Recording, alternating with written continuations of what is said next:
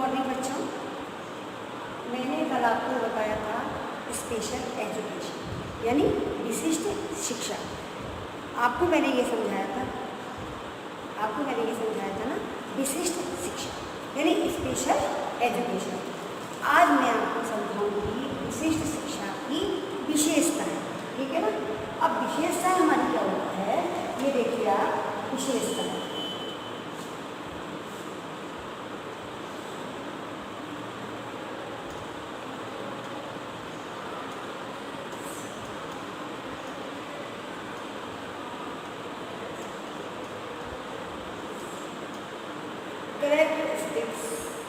characteristics of special education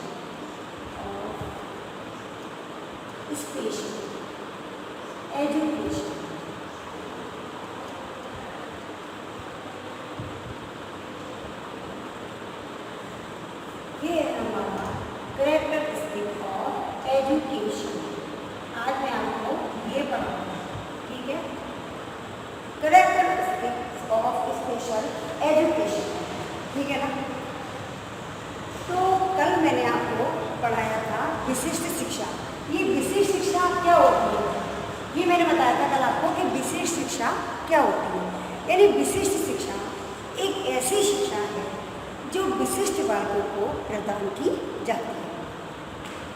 जैसे कि हम आपको बता रहे हैं कि जो बच्चे विशिष्ट बालकों में कौन आता है, जैसे जो सामान्य बच्चों से मानसिक, शारीरिक और सामाजिक क्षेत्रों में भिन्न हो।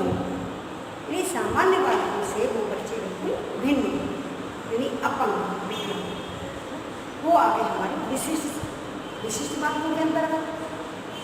तो विशिष्ट शिक्षा में विशिष्ट बालक जो कि सामान्य बच्चों से शारीरिक, मानसिक और सामाजिक क्षेत्रों में बिल्कुल भिन्न हो, वो बच्चे हमारे होते हैं विशिष्ट बालक। तो उनको जो शिक्षा दी जाती है स्पेशल एजुकेशन में यानी विशिष्ट शिक्षा उनको जो दी जाती है उसमें एक अनुदेशन तैयार किया जाता है, एक विशेष प्रकार का अनुदेशन। उस अनुदेशन में क्या होता है कि उसमें पाठ्यचर्या का ध्यान रखा जाता है, विभिन्न प्रकार की गतिविधियाँ, पाठ्यचर्या और उसमें शैक्षिक तकनीकियों का भी प्रयोग किया जाता है। यानी उन सभी को लेकर एक अनुदेशन तैयार किया जाता है कि उसमें विशेष शैक्षिक अनुदेशन होता है जो कि जिसे विभिन्न प्रकार की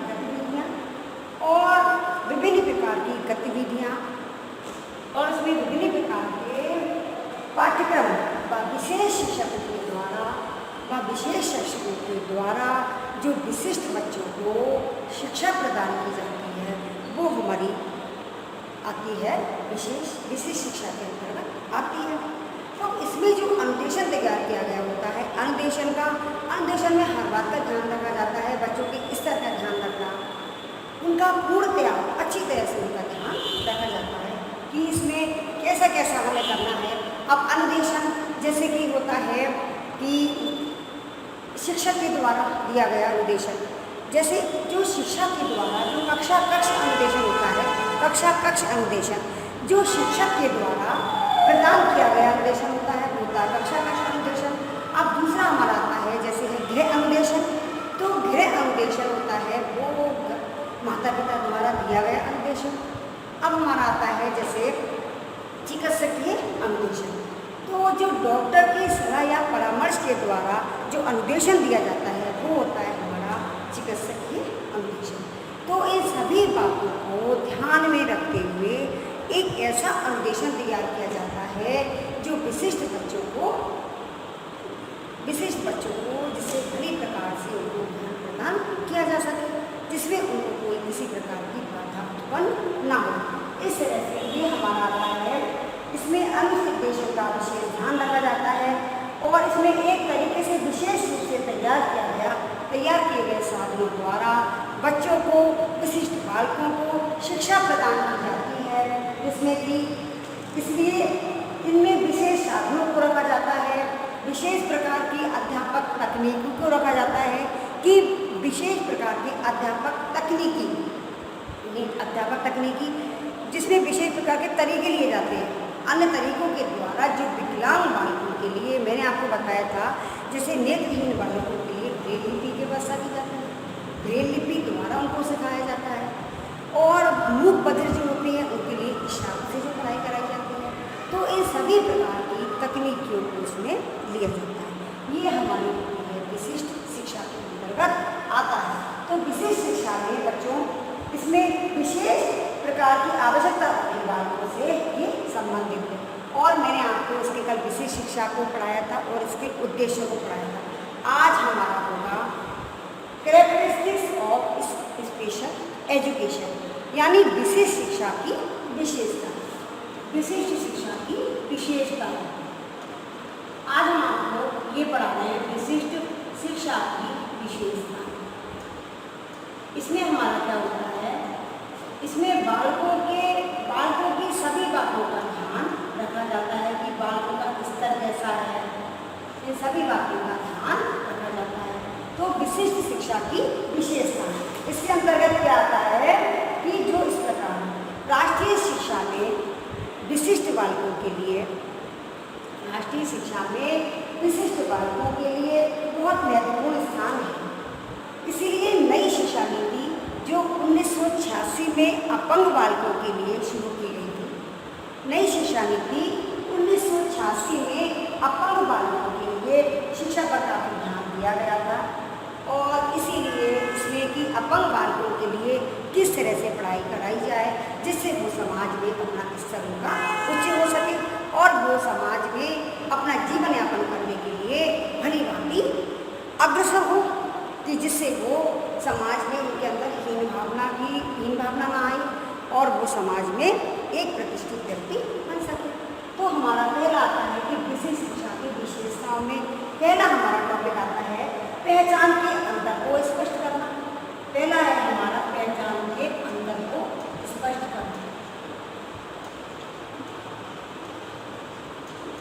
पहचान के अंतर को स्पष्ट करना। पहचान के अंतर को स्पष्ट करना। अब इसमें क्या आता है, हमारे विशेष शिक्षा विशेष बालकों द्वारा सामान्य बालकों के मध्य पहचान को स्पष्ट करती है। यानी विशेष शिक्षा जो होती है वो सामान्य बालकों के साथ पहचान के अंतर को स्पष्ट करती है कि इनकी पहचान कैसे की जाए कि ये सामान्य बालक है या विशिष्ट बालक है। वैसे कुछ विशिष्ट बालकों में ये होता है, कुछ ज़्यादा ही जो होते हैं अपंग वगैरह, उनका तो दूर से देख के पता चल जाता है। कुछ मानसिक तौर पर होते हैं, तो उनको ये पहचान करने के लिए विशेषज्ञों द्वारा उनका इस अंतर को स्पष्ट करने के लिए विशेषज्ञों द्वारा उनकी मानसिक व शारीरिक जांच होती है। शारीरिक जांच का निरीक्षण करके, यानी उनका विशेष प्रकार के विशेषज्ञों द्वारा उनका शारीरिक जांच करते हैं। जांच करने के बाद शारीरिक दशाओं का निरीक्षण करके उन्हें शिक्षा के योग्य बनाया जाता है। कि उनको अंतर कैसे पता चले, हमें सामान्य बालकों के बीच और विशिष्ट बालकों के बीच अंतर स्पष्ट करने के लिए हमें डॉक्टरों को यानी विशेषज्ञों द्वारा उनकी जांच की जाती है, फिर उनका निरीक्षण किया जाता है कि ये फिर उनको पढ़ने के लायक बनाया जाता है, कि पढ़ने के योग्य बनाया जाता है। जिससे कि और विशेष शिक्षा ये कहती है कि विशेष शिक्षा देने से पहले बालकों की पहचान करना जरूरी है, उनकी पहचान करना बहुत ज़्यादा जरूरी है। अब हमारा अगला टॉपिक आता है विशेष शिक्षा को विशेष शिक्षा प्रदान करना। बालकों को नंबर 2, बालकों को विशिष्ट शिक्षा प्रदान करना। बालकों को विशिष्ट शिक्षा प्रदान करना। दूसरा टॉपिक आता है हमारा बालकों को विशिष्ट शिक्षा प्रदान करना।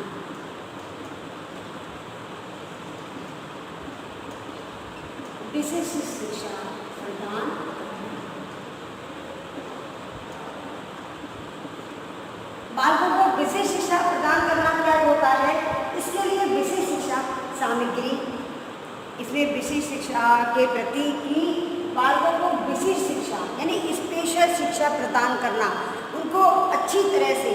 तो इसमें हम क्या करते हैं, शिक्षकों के द्वारा अच्छा पाठ्यक्रम का निर्माण किया जाता है, अच्छी गतिविधियों को देखा जाता है, विशेष प्रकार के शिक्षकों को लिया जाता है, जिससे इनकी विशिष्ट बालकों की बाधा विशिष्ट बालकों की शिक्षा में किसी प्रकार की कोई बाधा उत्पन्न ना हो। तो इसके लिए हमें विशेष प्रकार का कार्यक्रम, विशेष प्रकार का पाठ्यक्रम तैयार करते हैं हम, विशेष प्रकार की गतिविधियों को ध्यान में रखना पड़ता है। तो और विशेष प्रकार के शिक्षकों द्वारा हमें ये शिक्षा प्रदान करते हैं, जिससे कि बालकों को विशेष शिक्षा प्रदान हो सके। अब हमारा अगला टॉपिक आता है उपचारात्मक होना। उपचारात्मक होना। उपचारात्मक से क्या तात्पर्य है कि विशेष शिक्षा द्वारा विशिष्ट बालकों की सामान्य मात्रा, प्रकृति, इन सभी चीज़ों को देखा जाता है। विशिष्ट बालकों का उपचारात्मक होना, इसके अंतर्गत विशेष बालकों की सामान्य बालकों से मात्रा, प्रकृति की पहचान का निर्धारण किया जाता है कि उनकी मात्रा कैसी है, यानी वो कितने प्रतिशत विकलांग हैं, वो कितने प्रतिशत विकलांग हैं, उनकी इस बात पर ध्यान दिया जाता है। उनकी मात्रा, प्रकृति वगैरह को देखते हुए सामान्य बालकों से तुलना करते हुए उनकी मात्रा और प्रकृति को ध्यान में रखते हुए फिर चिकित्सक द्वारा उनका उपचार कराया जाता है और उनको शिक्षा के योग्य बनाया जाता है, शिक्षा प्रदान करने के योग्य बनाया जाता है, जिसमें वो किसी प्रकार की कोई बाधा ना आए उनमें।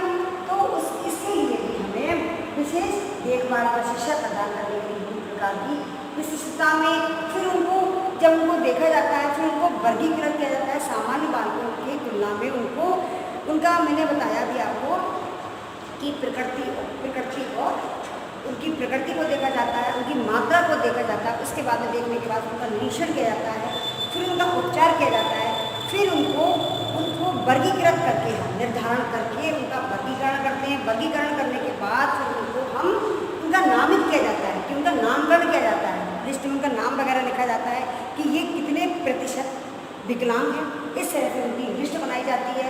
फिर लिस्ट बनाने के बाद फिर उनको निराकरण, इसकी समस्या का समाधान व निराकरण करने के लिए उन्हें उपचार प्रदान किया जाता है।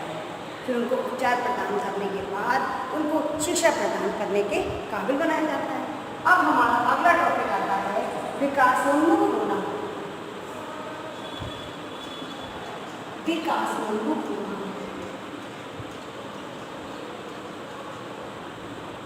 विकासोन्मुख होना विशेष शिक्षा के अंतर्गत ये भी आता है कि विकासोन्मुख कैसे होना है। विशेष शिक्षा में विशेष बातों के विकास से संबंधित, इसमें जिससे विशिष्ट बालकों में विकास उत्पन्न हो, इसके लिए हमें क्या करना है, तो इसके लिए हमें पाठ्यक्रम में सभी विषयों का समावेश करना है। यानी सभी विषयों का समावेश करेंगे हम, तभी इसमें बच्चा ठीक प्रकार से पढ़ सकता है। फिर हम उसको देखेंगे कि इसका विकास कहाँ से कहाँ तक हुआ। तो यानी बच्चे को विकास की ओर अग्रसर करना, सभी विषयों को लिया जाता है इस पाठ्यक्रम में। सभी विषयों को लेने के बाद, इस पाठ्यक्रम में सभी विषयों को लेते हैं हम। सभी विषयों को लेने के बाद और सभी प्रकार के विषयों को शामिल किया जाता है, जिससे उनका विकास अग्रसर हो। उनकी व्यक्तिगत विभिन्नताओं को देखते हुए उनका विकास करना संभव हो जाता है कि जिससे किसी प्रकार की कोई बाधा न हो। अब नवीनीकरण को प्रोत्साहित करना। नंबर 5, नवीनीकरण। नवीनीकरण को प्रोत्साहित करना। नवीनीकरण को प्रोत्साहित करना यानी विशेष शिक्षा के अंतर्गत हम इसमें नए नए प्रयोग करते हैं, प्रोत्साहित करना। नवीनीकरण को प्रोत्साहित करना, इसमें क्या आता है हमारा, इसके अंतर्गत ये प्रयोगों पर आधारित है। इसमें नवीनीकरण को प्रोत्साहित किया जाता है, इसमें नए नए प्रयोग किए जाते हैं। शिक्षा से संबंधित नई नई चीज़ों को लिया जाता है, जिससे बच्चा भली भांति अधिगम कर सके। और इसमें फिर प्रोत्साहित करते हुए इनको नए नए प्रयोग किए जाते हैं और उन्हें अधिगम कराया जाता है। अब अगला पॉइंट आता है हमारा शोधोन्मुख। अगला पॉइंट आता है हमारा शोधोन्मुख,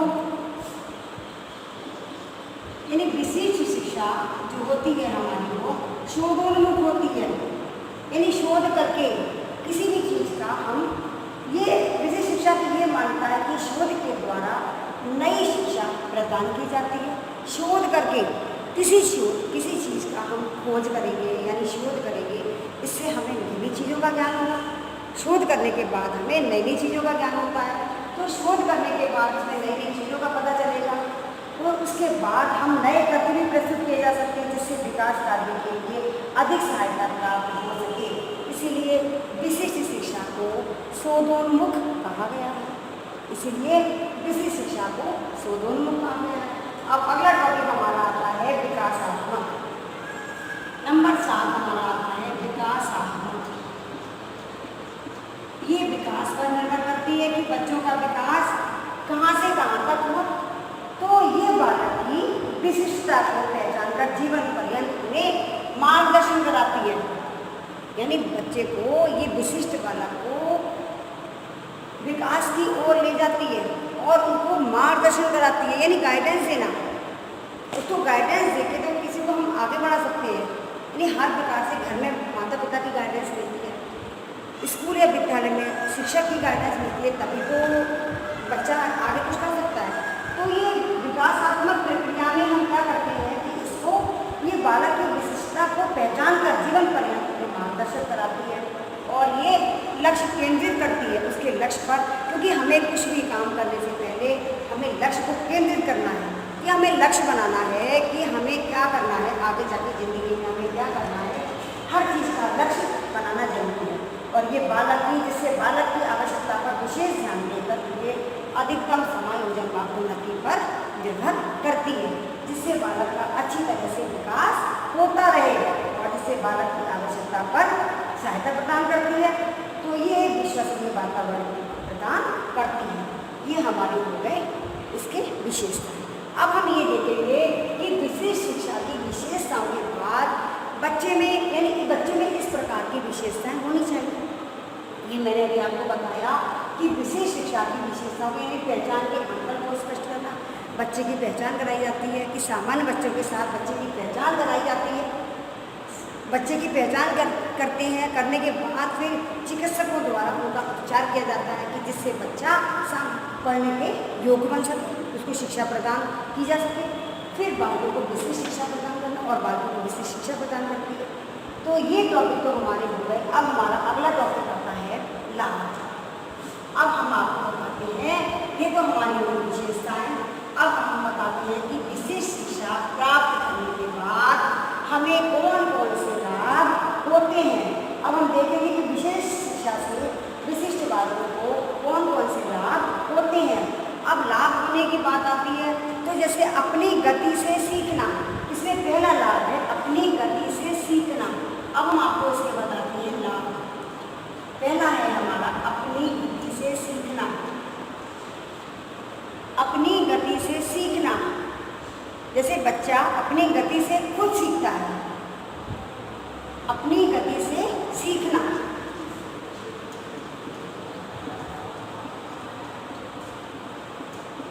अपनी गति से सीखना, ये हमारे लाभ हैं। विशेष विधियों के द्वारा बालक स्वयं अपनी गति से सीखता है। इसमें कुछ व्यक्तिगत विभिन्नता के आधार पर शिक्षक द्वारा, यानी इसमें कुछ विशेष गतिविधियों के आधार पर शिक्षक के द्वारा कुछ गतिविधियां बनाई जाती हैं। शिक्षक के द्वारा इसमें कुछ व्यक्तिगत विभिन्नता के आधार पर शिक्षक के द्वारा कुछ ऐसी विधियों का प्रयोग किया जाता है जिससे बालक स्वयं सीखने का प्रयास करता है। जब हम किसी को सिखाएंगे तो सीखते सीखते सीखते सीखते उसमें खुद ही जिज्ञासा उत्पन्न हो जाएगी सीखने की। तो शिक्षक द्वारा इस तरह की प्रक्रिया अपनाई जाती है कि जिससे बच्चा खुद कोशिश करे कि मुझे सीखना है, यानी उसको लगन उत्पन्न हो जाती है उसके अंदर कि अपनी गति से सीखना। उसको अपनी गति होती है कि मैं भी कुछ सीखूं, मैं भी कुछ कर सकूं, कि मैं खुद ही सीखूंगा। उसको अपनी गति खुद ही हो जाती है कि मैं अपनी गति से सीखूंगा। तो शिक्षक द्वारा कुछ ऐसी गतिविधियों का प्रयोग किया जाता है जिसमें बालक अपनी गति से स्वयं ही सीखने की कोशिश करता है कि मुझे सीखना है। तो अब दूसरा हमारा आता है व्यक्तिगत ध्यान। व्यक्तिगत ध्यान दूसरा हमारा आता है व्यक्तिगत व्यक्तिगत ध्यान। व्यक्तिगत ध्यान से क्या तात्पर्य है? व्यक्तिगत ध्यान तो बच्चे का इसमें व्यक्तिगत ध्यान का विशेष महत्व है। इसमें शिक्षक व्यक्तिगत ध्यान देते हैं। व्यक्तिगत ध्यान से क्या मतलब होता है? जैसे कि इसमें पर्सनल, अपना खुद का पर्सनल, जैसे यदि कक्ष में कम विद्यार्थी हैं, कक्षा कक्ष में कम विद्यार्थी हैं, तो शिक्षक का हर बच्चे पर ध्यान जाएगा। शिक्षक का तो इसमें ये हमने बताया था व्यक्तिगत ध्यान। तो इसमें जो होता है कि यदि कक्षा में कम विद्यार्थी हैं तो कम विद्यार्थी जब होते हैं तो फिर शिक्षक का ध्यान उन सभी पर जाता है। और यदि कक्षा में बहुत ज़्यादा भीड़ भाड़ होती है, जैसे बहुत सारे विद्यार्थी हैं, कक्षा में बहुत सारे विद्यार्थी हैं यदि, तो फिर वो क्या करेंगे कि तो शिक्षक उनको पढ़ाएगा, लेकिन शिक्षक का ध्यान हर बच्चे पर नहीं जाता है। और यदि कक्षा में कम विद्यार्थी हैं तो शिक्षक का ध्यान व्यक्तिगत रूप से उस पर यानी हर बच्चे पर जाता है, जिससे उसका व्यक्तिगत विकास और भी अच्छा हो जाता है। तो उसमें इसलिए कम विद्यार्थियों को रखा जाता है, जिससे शिक्षक उन पर व्यक्तिगत ध्यान देती है, यानी पर्सनल रूप से, व्यक्तिगत यानी पर्सनल रूप से उन पर ध्यान देती है, जिससे किसी प्रकार की कोई बाधा ना हो। अब इस तरह अनुसार शिक्षण विधियाँ। नंबर 3 आता है हमारा इस तरह अनुसार शिक्षण विधियाँ। इस तरह अनुसार शिक्षण विधियाँ। विशेष शिक्षा में शिक्षण विधियाँ।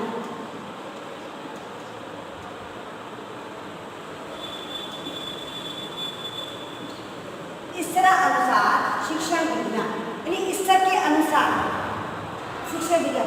विशेष शिक्षा में स्तर के अनुसार शिक्षण विधियों द्वारा पढ़ाया जाता है, जिससे विद्यार्थी को लाभ प्राप्त हो सके, जिससे विद्यार्थी को लाभ प्राप्त हो सके स्तर के अनुसार। तो उसका स्तर देखा जाता है कि बच्चे का स्तर निम्न है या उच्च है, यानी हाई लेवल है या लो लेवल है। अगर बच्चे का स्तर लो लेवल का है और हम उसको पढ़ाई हाई लेवल की करा दें तो क्या उसके समझ में आएगा? नहीं। तो बच्चे के स्तर के अनुसार ही हमें उसको पढ़ाना है कि बच्चे का स्तर हाई है या लो है, जैसे निम्न है या उच्च है, उसी के स्तर के अनुसार हमें बच्चे को पढ़ाना है कि जिससे बच्चा अच्छी तरह से पढ़ेगा कर सके। अब हमारा चौथा पॉइंट आता है आत्मविश्वास की भावना। अब विशेष शिक्षा के अंतर्गत ये आत्मविश्वास की भावना भी आती है। आत्मविश्वास की भावना, ये बच्चे का इसमें आत्मविश्वास बढ़ता है।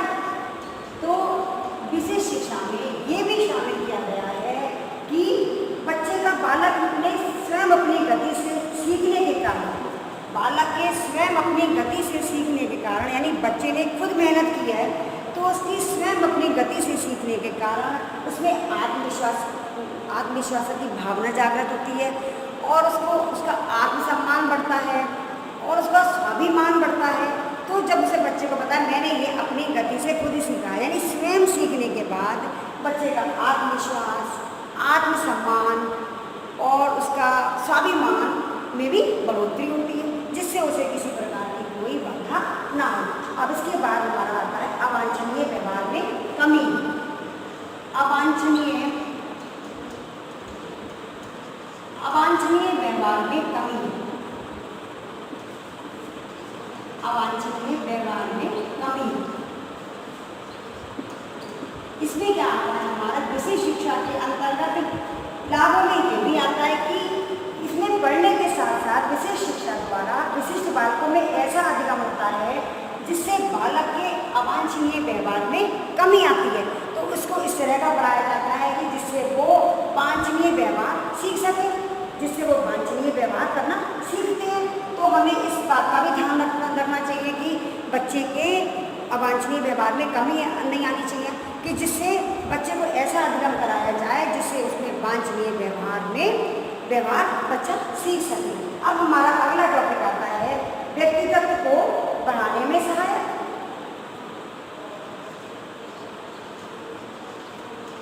व्यक्तित्व को बढ़ाने में सहायक,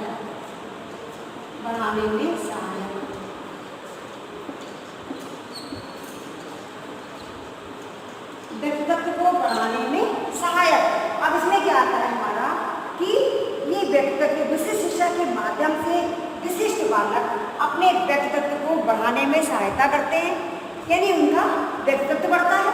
विशिष्ट शिक्षा के माध्यम के अंतर्गत हम उसका व्यक्तित्व भी बढ़ता है, जिसके अलावा वे स्वयं सहायता और जीवन यापन का भविष्य में जीवन जीने के लिए कौशल को सीखते हैं, जिससे वो भविष्य में अपना अच्छी तरह से जीवन यापन कर सकें और भविष्य में अपने कौशल को सीखते हैं। और कौशल को सीखने के बाद वो भविष्य के जीवन में कौशल को सीखते हैं व ग्रहण करते हैं, जो उनके लिए हर प्रकार से सहायता प्रदान करता है। अब हमारा अगला टॉपिक आता है समायोजन की क्षमता।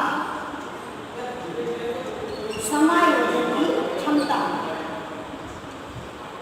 समायोजन की क्षमता। अब हमारा अगला आता है समायोजन की क्षमता। इसमें क्या आता है, विशिष्ट शिक्षा के माध्यम से विशिष्ट बालकों की हर परिस्थिति का ध्यान रखा जाता है। विशिष्ट बालकों की हर परिस्थिति को ध्यान में रखते हुए समायोजन की क्षमता का भी विकास होता है, क्योंकि विशिष्ट शिक्षा विशिष्ट बालक के समायोजन करने में सहायक होती है। ये उसको सहायता प्रदान करती है और विशिष्ट शिक्षा करने से शिक्षा के मार्ग में जो आने वाली बाधाएं होती हैं उन सबको वो दूर करती है। इसीलिए इसीलिए विशिष्ट शिक्षा में, जिससे बच्चे के मन में स्वस्थ व मैत्रीपूर्ण व्यवहार जागृत होता है, जिससे वो सभी के साथ मित्रतापूर्ण व्यवहार करता है। तो इसीलिए हमें इसमें विशिष्ट शिक्षा में साथ ही साथ विकलांग छात्रों को उनकी आवश्यकता के अनुसार उचित संबंधी सेवाएं भी उपलब्ध कराती है। यही हमारी विशिष्ट शिक्षा के लाभ हैं। कल हम आपको अगला टॉपिक पढ़ाएंगे। धन्यवाद।